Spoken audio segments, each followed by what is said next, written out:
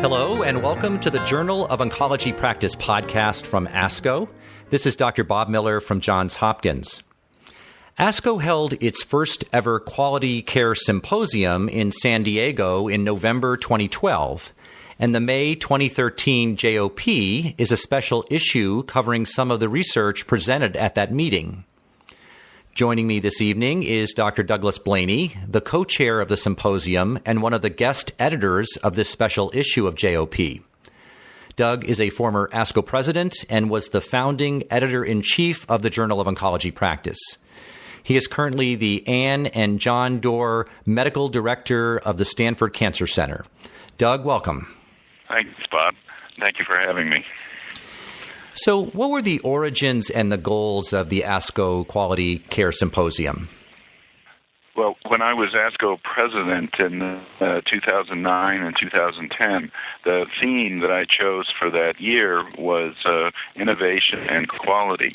3 initiatives came out of that year. I wasn't responsible for all of them, but I'm certainly proud on behalf of the members that ASCO chose to think about and to promote quality. The first was what's now CancerLink. We had started an initiative to try and learn from every patient, and CancerLink is forming up to be that. I mean, we may want to talk about that later. Secondly, Craig Earle and I had the COPI certification program. The first COPI practice was certified as COPI certified in that year. And finally, we recognized the need for a quality symposium. We thought that during the annual meeting with at over almost 30,000 people, there was really no opportunity for physicians and others to get together to discuss quality.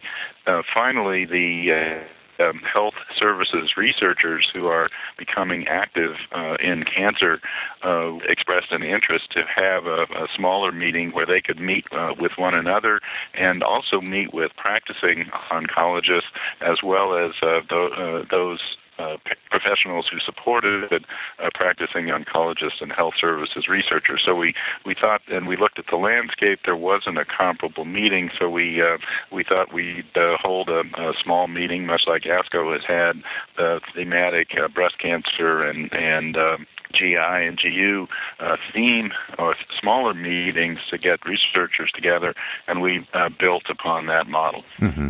And it sounds like it was quite a success with over 660 attendees, and I know a lot of the reviews were positive. Was that a surprise, or it sounds like it was just time for that sort of meeting? Well, we started off with plans for 150 or 200. Thought if we had 200 people, as you noted, we had over 600 attendees, and most of them stayed from beginning to end. As you say, we were surprised, but it was great fun. San Diego is a great place to go to in the early part of winter, and it attracted a nice crowd, and also attracted young people and young investigators who are interested in making health services research part of their career. Now, I know there's the symposium in 2013, so we may talk about that later, but this is going to be an annual event for ASCO? Is there any decision about that yet? Well, we were surprised. I was surprised that ASCO decided to do it again. We'll see. There is a meeting in 2013. It's earlier in November this time, and we'll see. I think there is a niche that we're filling. We hope to attract not only physicians and health services researchers, but the managers, the people that you and I and other docs work with daily who are in our organizations and are charged with improving quality. So we hope to expand the audience a little bit for the next one, and we'll see where we go from there. So it sounds like the audience, you said, was some younger investigators. What about patient representatives? Because I saw that NCCS was a collaborating organization. Were patient advocates actually at the meeting, or were they presenters for any of the sessions? Yes, NCCS, the National Coalition for Cancer Survivorship, has been a long-time collaborator of ASCO, particularly pushing or encouraging oncologists to think about not only survivorship, but the quality agenda to produce more survivors and more survivors with a better quality of life. So we reached out and were successful in engaging the collaboration of NCCS. We had one of their board members talk about survivorship and was actually an invited speaker. We had several abstracts from survivors and abstracts from researchers and people, or oncologists who were interested in promoting cancer survivorship. So to your point about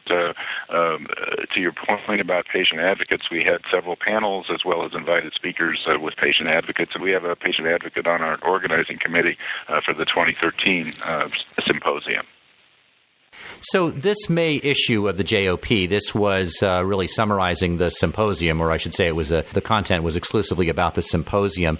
Talk a little bit about the issue. You were a co-editor, I gather, and any articles in particular that you want to discuss? Yes, I was a co-editor along with Craig Earle. We worked with the JOP staff to try and highlight what we thought were important invited presentations, but some of the podium presentations. We attempted to look at quality not only from the practicing oncologist perspective, but also from the payer perspective. We attempted to include health services researchers and draw them out and expose people who are actually doing quality day by day to some of the theories and some of the cutting-edge research that these people are coming up with. And finally, we wanted to make it very practical. So we had a session that we called Models That Work, where we had oncologists from a small two-person private practice, actually in the Washington, D.C. area, to a large network across the state of Texas. So we had academic, talking about measuring quality in academic centers as well as in private practices. So we attempted to have a broad scope of quality measurement and improvement. What did you find in looking at that Models That Work session or group of abstracts? What were the kind of the common themes or what were the common elements or strategies that you saw that really were models that worked across these different sites? And what were some of the differences between them? I think one of the main things that stood out is there needs to be a physician's champion, a physician that has bought into the concept that quality measurement and improvement makes a difference, and that physician can then influence their peers. Sometimes this is a practice leader, sometimes this is one of the junior people in a practice, but often it's somebody who is in a leadership position, and that's what needs to happen in order for these efforts to succeed. In addition, the ability of data and data capture is important. Many practices have used the COPI, ASCO's Quality Oncology Practice Initiative, which is a program to take a snapshot of various quality measures at one time in a practice, identify gaps, and build quality improvement projects around those gaps. COPI is designed for small practices and was designed for a paper-based medical record. Larger practices and hospital-based practices were starting to use the data inherent or that's living in the electronic health record.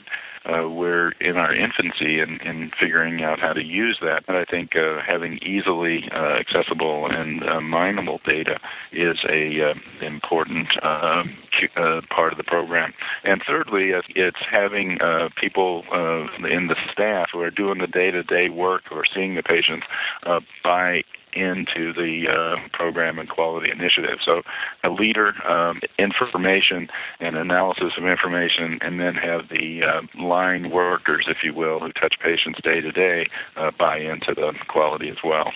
You said something interesting about the physician leadership, that it doesn't necessarily have to be the practice leader per se, the head of the practice, if you will, or necessarily a more senior person. I wonder, though, sometimes in some practice situations that I know of, I would think that a junior person might have more of a credibility problem. Do you have any comments about the seniority issue in terms of being a leader in quality in a practice? Well, the leader of the practice has to be supportive of the quality work that's going on and supportive of the quality improvement processes that are going on, and also has to understand the importance and convey the importance of quality to the leader's contacts, be they third-party payers or hospital administrators and others that whom the practice touches. It's important that if a practice leader has a lot of other things to do, and I think as we segment and understand that not everybody has to do every role, and that will emerge, I think, in larger groups, specialists in quality improvement and understanding of the techniques and not only measurement, but more importantly, how do you make improvements. You touched on the idea of the importance of health information technology, and of course it's hard to go to these types of meetings without hearing a focus on that. I see that HIT was really a cross-cutting theme at the symposium when you look through the papers that were in the JOP. These days we're hearing about portals to Watson, and then there's the ASCO Cancer Link. I'm speaking personally as someone who just implemented a large electronic health record system at a large academic medical system. We'll just leave it at that. And that was 1 week ago that happened for me personally. So how shall I say this diplomatically? Everyone recognizes there are shortcomings with our current commercial systems. What do you see as sort of the future vision for health IT, and how will health IT really support quality cancer care, Doug? Well, I don't know about the future. I think there was a very prescient editorial in the New England Journal in December titled The Health IT Paradox, or the Productivity Paradox for Health Information Technology. And one of the things I remember, I'm old enough to remember when we all started using personal computers and PCs made their appearance. A Nobel Prize-winning economist made the observation that PCs were showing up everywhere but in the productivity statistics. So, and we've all seen in the last 20 years, or maybe 30 years, how PCs and not only desktop but mobile tablets and smartphones have increased our productivity. Well, I'll say that they're certainly much easier to use, and it cuts down a lot on the paper-based mail. And I think it's probably increased our productivity. We're not there, as you point out, in health information technology. Health IT arose from billing systems, so we're pretty good at the billing aspect of it, but in terms of physician productivity and other healthcare worker productivity, we're clearly not there. User interfaces and improving the workflow as well as decision support are not well put together and thought out. And finally, in large academic institutions, we have a tool that has to be good for the pediatricians and the neurosurgeons as well as the oncologists. So a lot of times it does many things not quite as well as specialized systems. I think though we are going to start either through text mining techniques and data mining techniques that have been developed in other industries, particularly banking and consumer sales, we'll start to use data mining techniques and maybe help us understand quality and help us build pathways and offer guidance to physicians. Or in the issue, we highlighted several pathway entities that had gone out and created chemotherapy, mostly, pathways, and Health IT has helped monitor compliance with the treatment pathways.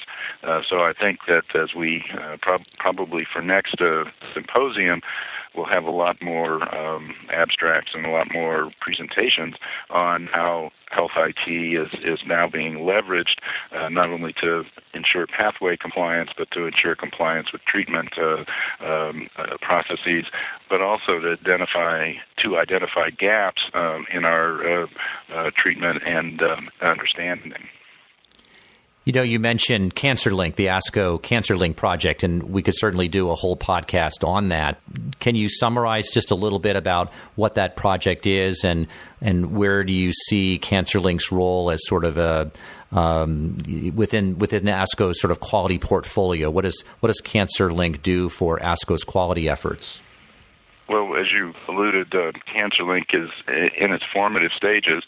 Is an attempt to learn from every patient. There are certain conditions that you and I may see once or twice in our lifetime, and right now we'd have to go to the medical literature and find out how those patients were treated, how they were treated by somebody who had the time and energy to write up a case report and shepherd it through the medical publication process. Hopefully, CancerLink, by aggregating these weird or rare situations and then using big data techniques, can present information to us as we go through our professional careers and see these rare things. So I think that's one potential use of CancerLink. Another, I think, is writ large. CancerLink is meant to be an aggregation of practice-based data that you and I and our listeners enter into our health record every day. We are trying to figure out with CancerLink how we aggregate that, how we make meaningful use of that data that's locked up in the electronic health record, and how we rapidly learn from that. I think an example is experiments of nature. There may be one regimen, adjuvant therapy of breast cancer regimen that is used dose-dense AC followed by Taxol for one. There's large use of other regimens like FEC, fluorouracil, epirubicin, and cyclophosphamide, and other regimens like docetaxel containing. If we can detect varying rates of hospitalization, varying rates of how fast women return to work, and other kinds of intermediate outcomes that can be gleaned from these, I call them experiments of nature, I think will be, and we can learn from these rapidly and much closer to real time. We will do our patients a favor and aggregate and really help them realize value from their contribution of their data to a large data system. So, and CancerLink is ASCO is in a position to do this, I think, because we are sort of an honest broker and have a trusted name amongst our oncology colleagues. I know they did a demo of CancerLink at the symposium. Was there a lot of buzz and excitement about that? Well, I think so. There was a live demonstration of it. It showed that the concept could be done. There were 3 different medical record systems that had real practices that were aggregated, and questions were asked. They were fairly pedestrian questions around breast cancer, but it showed the power of the analytic tool that had been prototyped. So I think we'll see if we're successful at getting ever larger data sets, and hopefully we'll be able to go forward with CancerLink. So stay tuned. More to come, I guess. More to come, yes, sir. The other thing I was going to ask you about, Doug, I saw that a lot of the papers, a lot of the topics in some way touched on the concept of what is value. How do you define value in cancer care? And I know that, where do you begin to answer those sort of questions? But can you speak to that at all? Maybe I'm asking you more for your opinion, but what do we know about defining value in cancer care, either based on the work from the symposium or sort of in general right now? Well, I much like you and I define value in our daily lives and how we go about making purchases or spending time. It's I think of it as quality over cost, or some measure of cost. So quality, the higher a quality thing, an entity, whether that's cancer care or an automobile or an airplane flight or a vacation or a book, the greater, for a fixed cost, the greater the value. So it's, at one level, it's a fairly simple quotient, quality over cost. Quality, again, in terms of cancer care, means different things to different people. Mm-hmm. I think we can come together around restoring health and the natural state of life and letting people do what they were doing before they got sick and getting them there faster is a higher quality. Porter, again in the New England Journal a couple of years ago, talked about the hierarchy of outcomes, survival being the highest value outcome, sort of intermediate outcomes like applying the proper care, getting people back to work, back to normal life was the second tier, and the third tier was misuse of care. So in second malignancies or death from treatment, those kinds of things. So, I carry around in my framework, in my mind, the idea of different outcomes, and good outcomes are quality. A lot of our quality measures now are process measures. Survival is a good outcome measure, and we infer that by adhering to processes of care that may have been developed during clinical trials, we'll get the good 5-year or 10-year survival that those clinical trials predicted. But I think we need to move more toward intermediate outcomes, again, getting back to work, avoiding hospitalizations, ER visits, that sort of thing, to really show that we have a good value, or our cancer care is a good value.